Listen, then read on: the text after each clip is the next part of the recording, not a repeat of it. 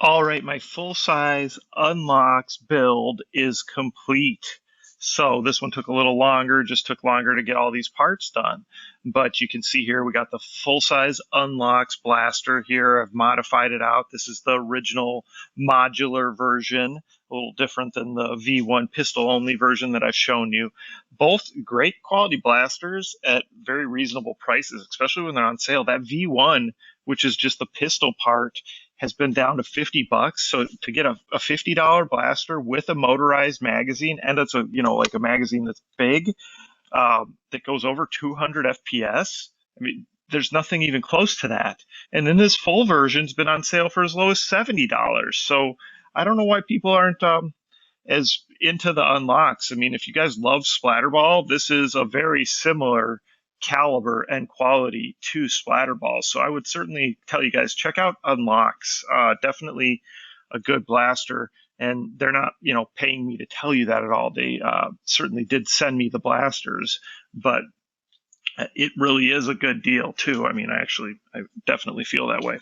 So let's talk about what all we did here. Obviously, I painted it out. This blue is paint that I picked, whereas the black, the only original paint on here is this black and then this little bit of white.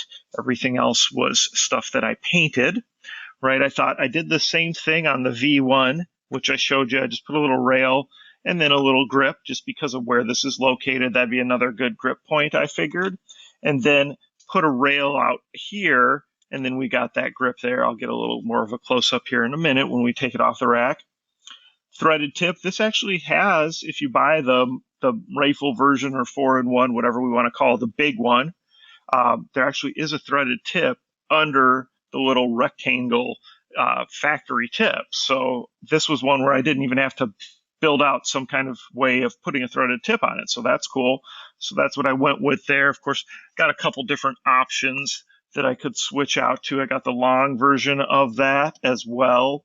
Plus then this square one I thought would be kind of cool on this, but actually this piece touches it. So it doesn't allow it to go on, which is fine. I think it's cool with a round one too. Full length rail riser up top there. I like that. Just kind of, add something to it. Now this was obviously 3D printed, as were these parts, right? But this printed in multiple parts, and then you had to basically glue it together, and it was a huge pain. Took way too many steps, so I'm not going to use that one again. But it was the right length where I didn't have to do much to it. I just had to chop the back slightly. So that's why I went with it. And it was a different one than I've done before. I tried to mix it up and print different ones and try to show you guys different ones. So if you may recall, a long time ago, not a long time ago, several months ago when I modified this, I'd put a little auxiliary plug here so that you could run the battery into a battery box. So you could run an 11.1 volt. Now, you can put an 11.1 on these, but if you're using it extensively, you're likely going to break it. Okay. Now, a lot of these blasters I show you because it's cool to show you an 11.1 in there, but I use them very sparingly with an 11.1, so I haven't had any issues. So, not recommended to go that route. If you do, just know that you may end up breaking your blaster. It's kind of not even you will. It's just a matter of when. If you're using it often. If you're only going to shoot it occasionally, and by occasionally I mean, like 10 minutes at a time with an 11.1, you'll probably be okay. But if you're out actually playing with it, shooting at other friends, having fun, it's going to end up shredding your gear. So keep that in mind.